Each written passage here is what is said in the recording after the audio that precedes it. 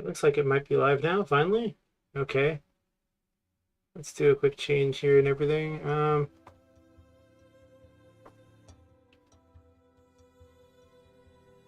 I get a new version of the thing here because I'm just so dumb. Oh my gosh. Okay.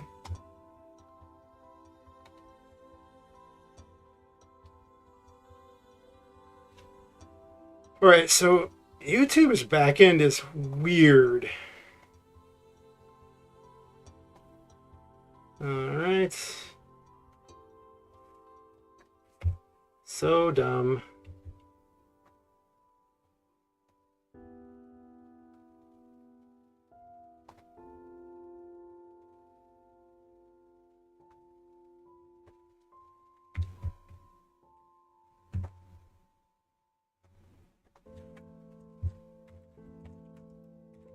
Tell everyone that I'm dumb.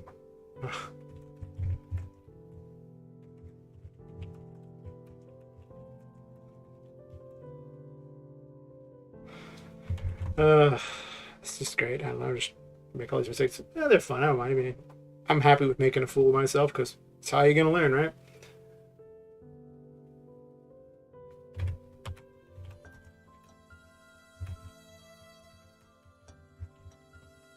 The old "why do we fall so we can pick ourselves back up" mentality.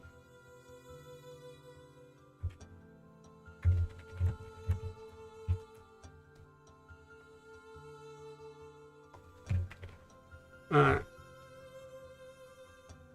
Now, I was about to test something. Oh yeah, I was reducing the strength of the ghost form in that stream that never happened. You saw nothing, people. Literally nothing, because it was private. It was marked as private, so there was nothing you could see. It's right. Be sad or don't. I mean, to be honest, I don't think I'd be that sad. Wasn't that much to see. Delete the old one forever. Because it was like 1 minute while I was trying to fix things up. About 25 minutes of didn't happen.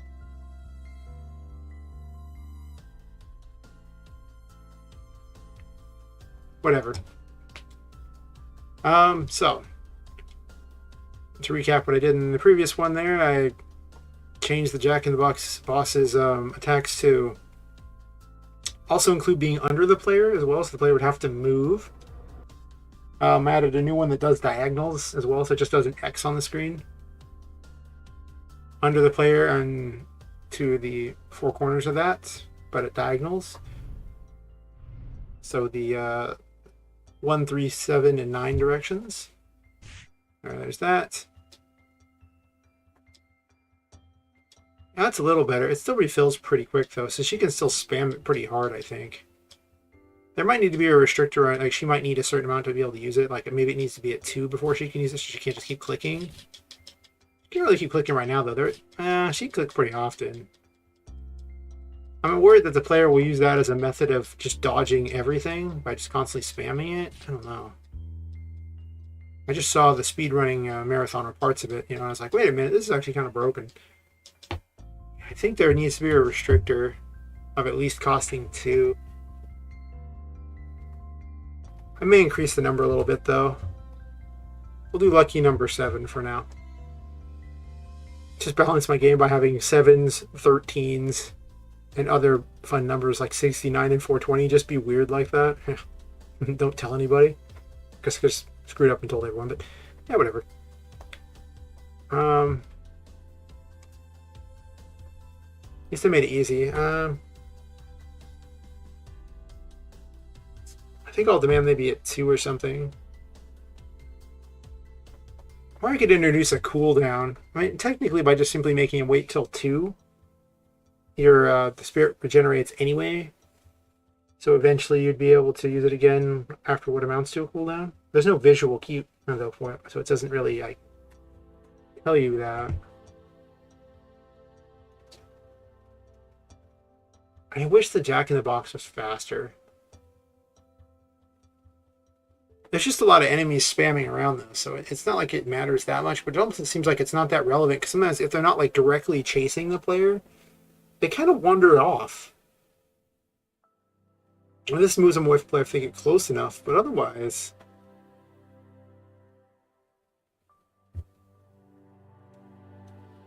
I think I reduced its movement to half the time.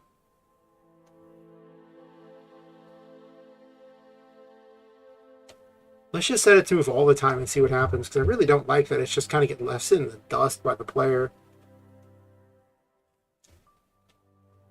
This made a lot more sense when I was making art, because art was a game about running away. But because this is built on art's engine effectively, it's not... it too is kind of about running away, but it shouldn't be. His Bobbit fights as opposed to that, because it's more Diablo clone-ish. Or even... well, not, I guess it could be a Zelda-ish, but... I could go the Zelda route. I'm almost thinking I should, but I don't know, having all these spells is kind of fun.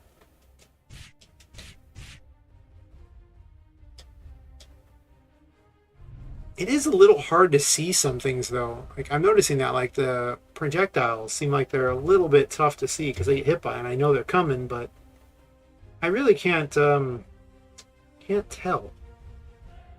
Huh. At least not fast enough, and that is an issue. Like, because, you know, I know it's coming.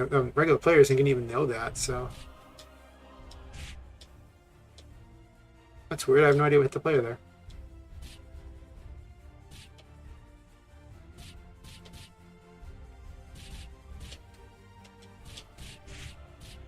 These are kind of obnoxious. They fired too fast, I think, for the regular enemies. So they're probably getting slowed down. Like, we're not going to worry about numbers right now. We're just worrying about being able to realistically block them. And if the player plays a block, they should actually, like, you know, hopefully not get hit. If they time it right. That should be how it works. It should be fair.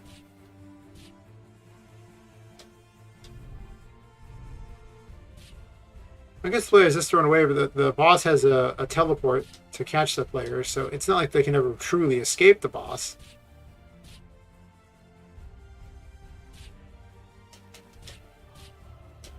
I'll probably have to limit the healing, though, so the player has to be very good at blocking and dodging. I think that's actually what I want to do. Like, right now I have an unlimited heal purely because... why not? But it's not that unlimited. I mean, it's only heals for 5, and it takes 3 or 10 magic points, which do refill over time, but... what in the world? One of the images stayed. It doesn't look like there's any particular spam things going on. I guess it should have the speeding thingy on there so you can see that it's at 60 FPS, or pretty much kicking it around there. Close enough.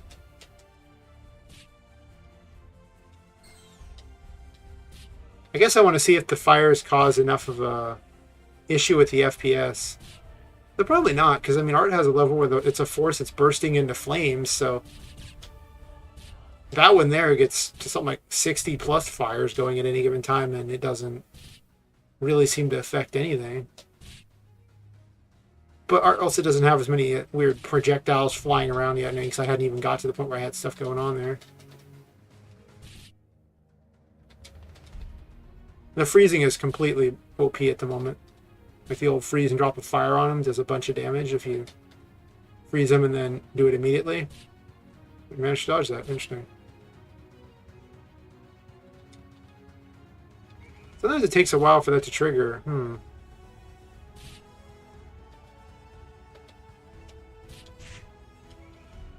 Yeah, you see how much damage it does. It's so good. You can even poison them at the same time. Way too OP. At least the poison's a lot weaker than it was. Ah, the poison was a death sentence previously, but in the previous stream I fixed it, so it was... that one turned into a boxing drone? Okay. There's just some weird errors that happen because... I'm assuming it's that I'm recycling the event list there.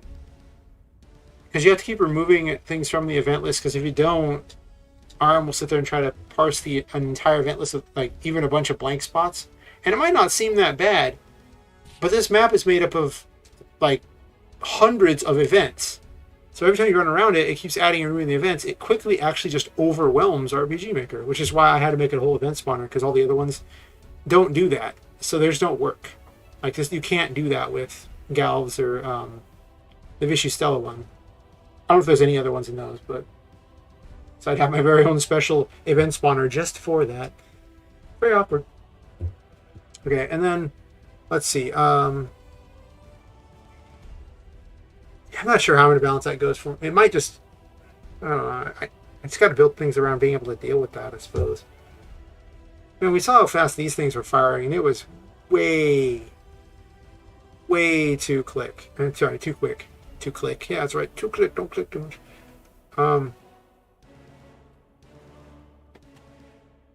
It's because there's so many, and they're endless.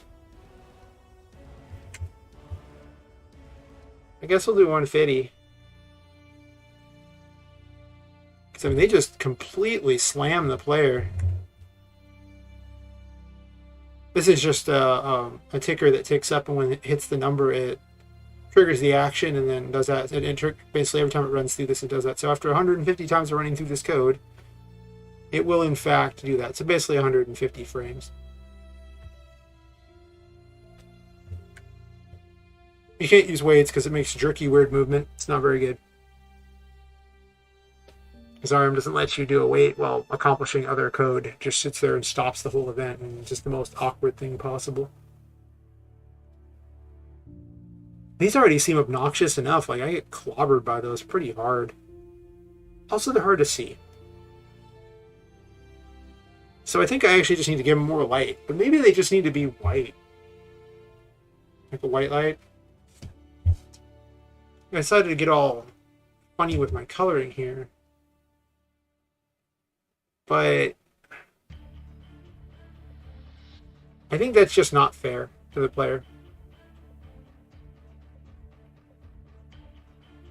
Can also up the amount of light in the room too. Let's see, 130. Trying to open my coding thing here. This one.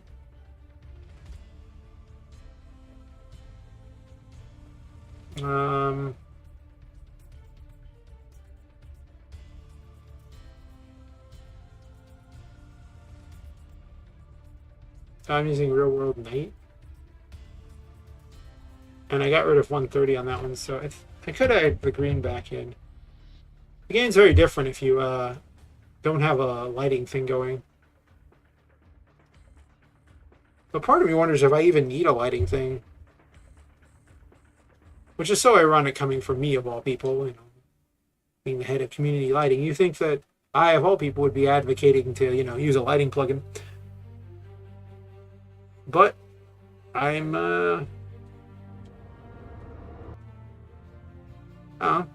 not necessarily advocating it. That does make it a little easier to see stuff. Maybe that's better.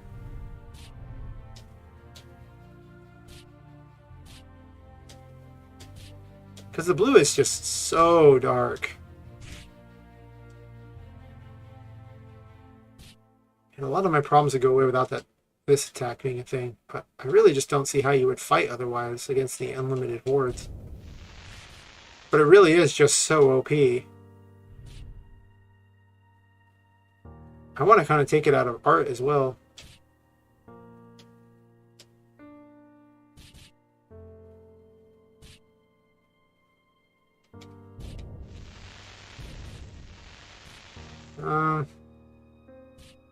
I guess this lighting's okay.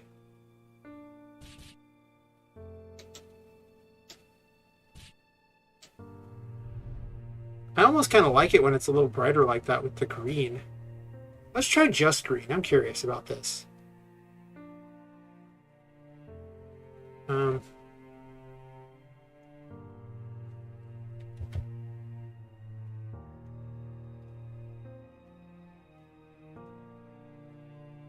When you deal with entirely randomly placed things, it gets kind of awkward trying to make the lighting perfect. The most ideal world would be that I just had the events that were making the world generate the lights where they're supposed to, but well, I just haven't really done that with this. And the game's playing too fast to have it be atmospheric, so maybe if it was a darker green. That's an idea.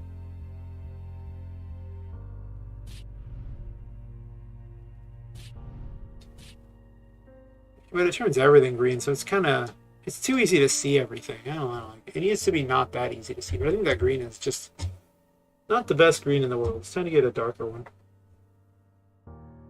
Open up an art program so I can get the code for a darker green. If you don't know how to do this, simply go to here, pick whatever green you want. In this case, I think I'll probably pick like this one here, and the code you need is right here. It's much easier than...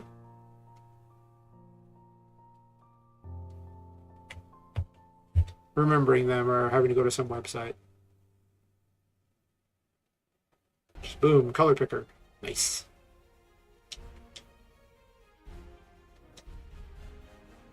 I could also use a lighter blue. Yeah, I might do that as well. I don't know. After all, I kind of like to mirror the night sky as much as possible with this game, so green might not be the right choice.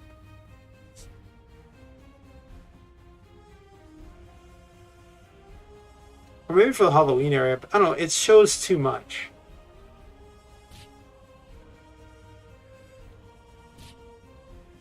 Yeah, I don't know. I'm not sure I like that.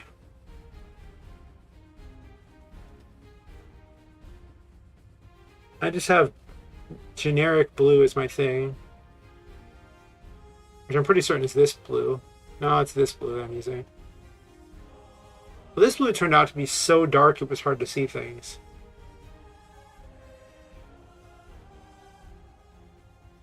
I could try like a blue like this.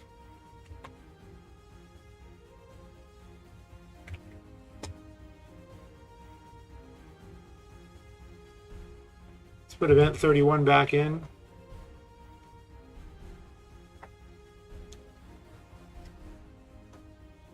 It's one of these systems that the system's so expandable it could easily become overwhelmingly robust for RPGMaker. Basically, you know, an engine too good for RPGMaker.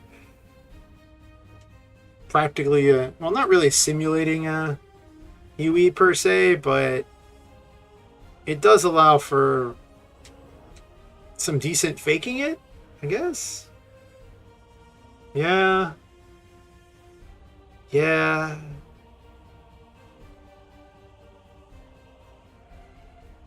At that point, it's almost just white.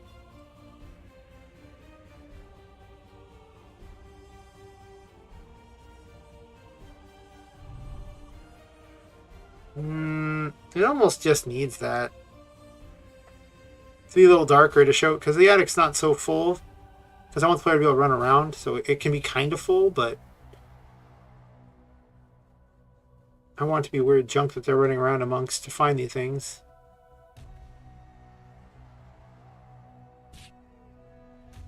God, this would be such a better game for UE, but this is already like, got gameplay and everything. I did have a 3D concept for this, which was actually kind of fun to mess with, but I had no idea how I was going to successfully even spawn enemies, because if you think it's hard to spawn enemies not inside of things in a 2D plane, wait until you try it in 3D. Oh my god, it was... And then you got to write AI so they don't fall off? Okay. I'll get right on that. It was definitely not a thing I planned on doing. After I saw that, I was like, nah. If I do a UE, I don't think I'm going to do randomized areas. I think I'm just going to make areas. Problem is, it takes a long time to do that, though. Or I could build with a great randomizer, but I already have a randomizer in this. Granted, the events that are currently randomized into Topic Quest aren't that smart. They're just kind of there. I don't know if I like this better or not. I think it's actually maybe a little... I don't want to show too much, because you want an almost creepy vibe. Or you want stuff to be visible. But I think the answer might not be in dealing with... in making the overall light better, so much as simply lighting up the events better. I don't think there's an easy solution like with this. I should almost just grid the lights, shouldn't I? Because I do have a command that just grids the lights out so that they're just evenly spaced around the map and everything. Or just grids any event that way. It's what I use for the floor. And it's very good.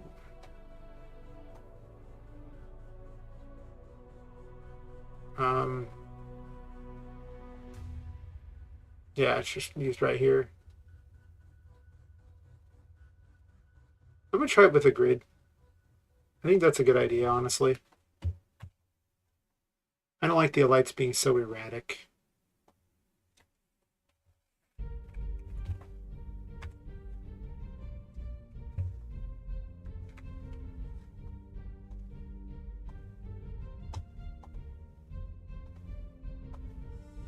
Of course, at that point, I should probably almost just have it change the screen tint and then, or just change the overall map tint.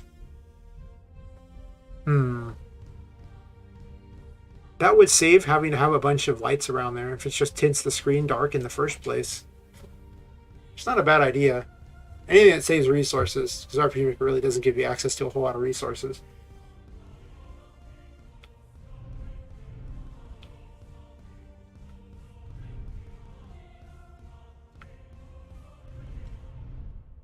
I definitely like the grid style better. Well, do I?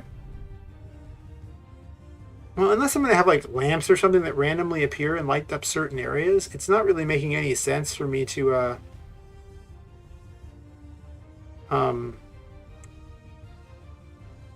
even have all these lights. You know what I'm going to try? I'm going to try this without lights and see if it's better. Let's just remove this temporarily. I want to see if this comes out just a better looking game. Because, I mean, I can just have everyone light their own stuff up and then it'd look kind of cool, I think. I mean, it'd be much darker and creepier.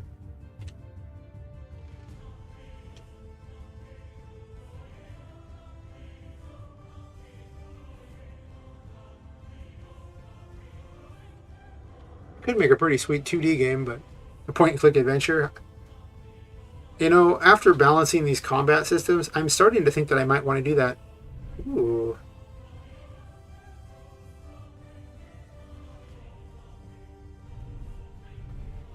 This is interesting.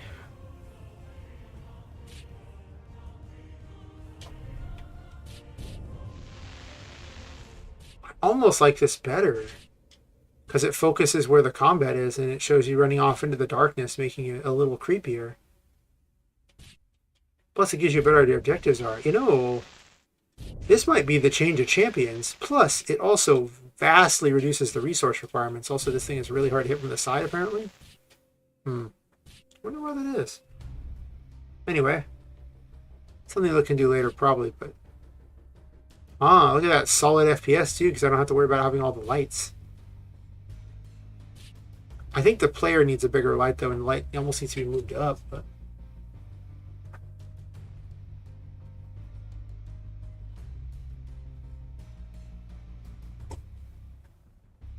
Time to reveal my evil dark secret that I actually don't use community lighting. Awkward, I know. I made one that was just so much more stripped down because I was running so many lights that it just kind of... At the time, it was a lot to ask at community lighting. Community lighting's been through so many revisions since then. I just haven't tested it under my games thing yet. And it wasn't even that you wouldn't think it'd be that hard to test, really. But the thing was, I was actually using Gal's map projectiles, and it actually included compatibility with my lighting plugin in Gal's map projectiles, which community lighting just doesn't have. I was going to add it in there. I even asked Gal if I could create like a plugin to bridge the two, but as soon as I did that, like the next day or something, someone came and did massive changes to the plugin because I already had it all figured out and I was ready to go. And then people keep doing changes all the time, and it just becomes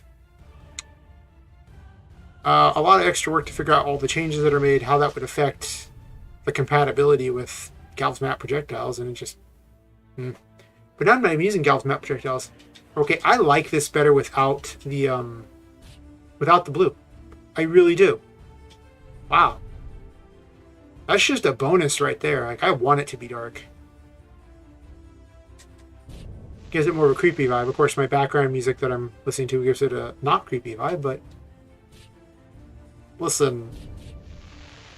I get tired of hearing the same few tracks over and over and over, which is basically what's happening. Oh, I was going to fix this, wasn't I? This is number 3. I didn't move that down. I have forgotten about that.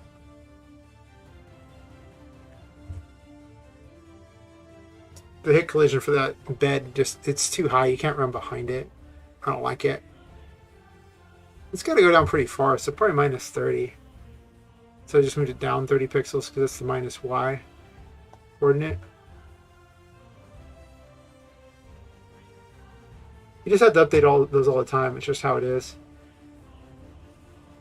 Because you can't see them, so if you don't just randomly update them as you go by them, you might forget to. When I really get heavy into it, I sit there and screenshot all the ones like that and then go and adjust them each one, then go back in and screenshot it. And that might be a process I do for the second attic area, which I was going to make, but I don't know if I'm going to make it yet. I mean, it technically already is available.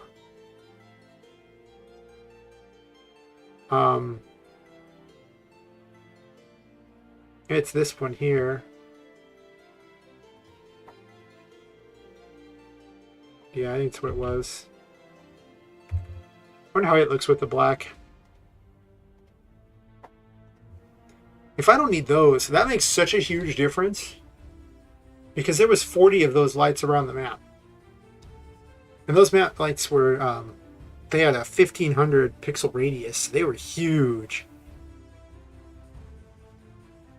But having to constantly add and remove those over the course of a level, which would basically, you know, constitute spawning and removing the events hundreds, if not thousands of times over a level, that's a lot to ask. Oh, I didn't remove that from there. Kind of fails the test right there, doesn't it?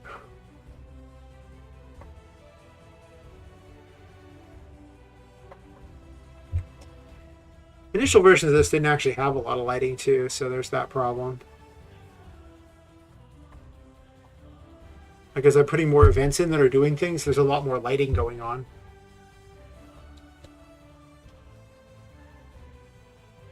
Which is why previously there was just lighting for the whole level, because I was just... I mean, it was just Poppet running around. It was really boring visually, but... now it's really changed. I don't know. Like, it's really changed. It's quite the party now. Yeah, I like her having a pretty big light. She needs to be able to see a pretty big distance.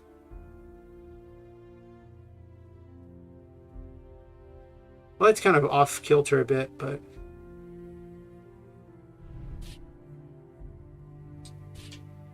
this ground is all particle, by the way. I just spawn a whole army of particles. I just basically stole one of the ideas from art. Problem is, I need to fix all these if I'm going to do this. And this is why I haven't done it. So then I got to go over there. I got to open up my art program. I do new. Got to get the full screen thing going on. You can see on the thing that I have the background there. Very, very cool, you know. And that's it. That's just what I gotta do. And I gotta do it over and over and over and readjust everything in these levels to that. And I don't know if I want to do that right now. I mean, I might. So I need these two. So then I go over and adjust it over here.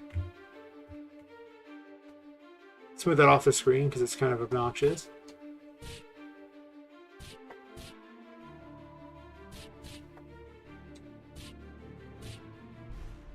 I actually don't have that many things for this made yet. I kind of want to be able to run around the pumpkins to see what it's even like. But yeah, this is clearly not my favorite part of this. This is something that is so grossly easy in UE by comparison.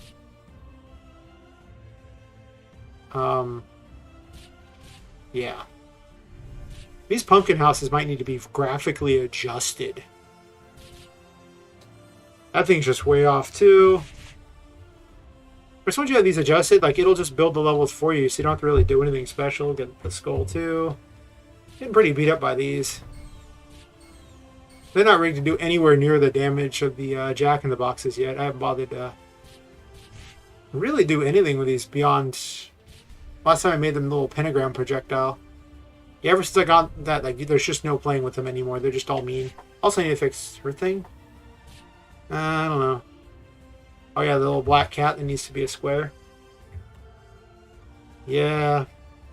I want to get a good clean version of the pumpkin house where it's just by itself. With nothing on top of it, so I can run around it and see where it's at. Doesn't look like there's one on the map at the moment. That's fine. Because it looks like it's... Honestly, probably needs to go down and out a bit, but I might actually just adjust the graphic. Let's see. Make a copy of this game before I do too many more changes. Remember, back up your games, everybody. Very important. Have 1,000,000 backups like I do. Every day I make a new backup, so. And then I usually start keeping a monthly backup about 3 months back. So I don't keep 1,000,000 copies of the game for every single day, because I'm never going back to literally every day. But as you can see, I have quite a few backups. And it just goes down, whatever. And then, yeah, it's... Anyway, let's see. We're going to... Where's the pumpkin house? This might just need to be adjusted. It seems... It's such an odd shape. I don't know how the player's supposed to run underneath it. It might need to be re-rendered.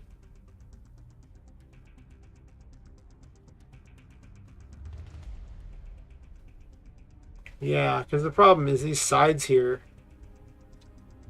I can either try to cut it completely out of there, or I can do a quick re-render in DAZ.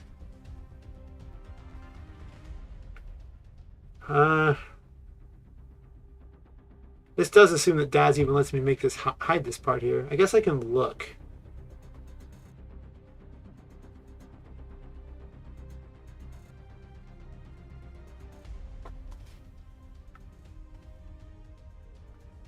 DAZ is a program that you really don't want on the screen without going out of your way to make it more stream friendly, because all the models are nude and you add clothing to them and they're anatomically correct. So I'm not trying to make this an adults only stream, so a little of this will happen off stream while I find the thing and quickly test to see if I need to load it up or not.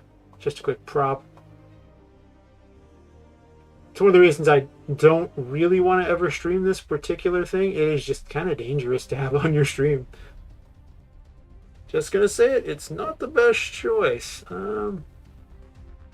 Did I not keep an environment for it? I must have somewhere. Ah, here's a pumpkin house. Got it. And a 2.5D camera.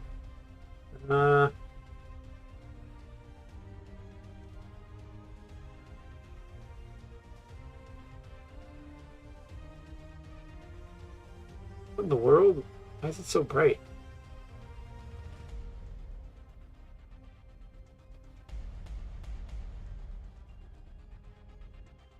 Okay. Unlock the camera real fast.